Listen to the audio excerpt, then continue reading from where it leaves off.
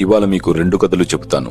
ఒక కథలో ఒక మహిళ ఒక పామును పెంచుకుంటుంది. కొన్నాళ్లకు ఆ పాము తినడం మానేస్తే మహిళ కంగారు పడి పశువైద్యు దగ్గరికి వెళ్లి, డాక్టర్ గారు, మా పాము గత వారం రోజులుగా ఏమీ తినట్లేదు, ఎందుకు అని అడుగుతుంది. దానికి ఆ డాక్టర్, చూడమ్మా, నువ్వు పాముతో సహజీవనం చేస్తున్నావా? అది నీతో తింటూ నిన్ను చుట్టుకొని పడుకుంటుందా అని అడుగుతాడు. దానికి అవును అంటుంది. అయితే అది భోజనం చేయకపోవడానికి కారణం జబ్బు కాదు, అది ఇన్నాళ్లు ఎదగడానికి వేచి చూసి నిన్ను చుట్టుకొని పడుకొని నువ్వు ఎంత పొడవున్నావు, ఎంత వెడల్పుగా ఉన్నావని కొలతలు వేసుకుంది.